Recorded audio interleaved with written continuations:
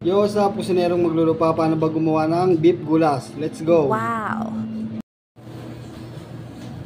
Follow this recipe guys. Simple lang to, beef gulas. Naglagay ako ng butter. Tunawin lang natin yung butter. Sunod natin tong onion. Saute lang natin.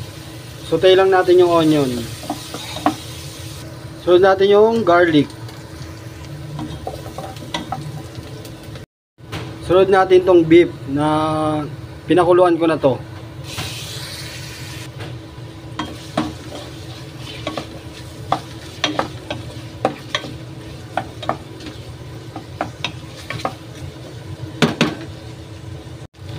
Sunod natin ilagay itong tomato, fresh tomato.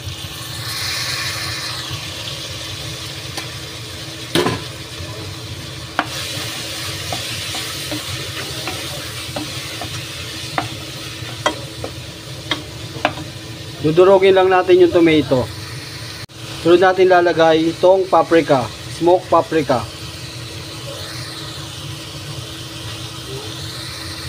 More paprika yan guys ha, more paprika. Next natin tong pinaglagaan ng baka, beef stock.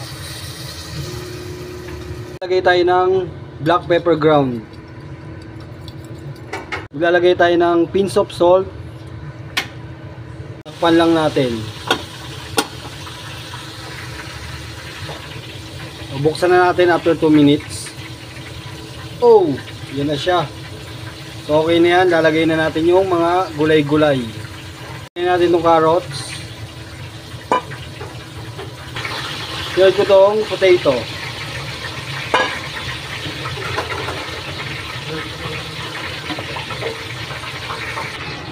Sunod ko itong bell pepper. So guys, ang tanong ko, saan siya nahalin tulad sa pagkain nating mga Pilipino? Comment down below. Luto na ang ating European beef gulas.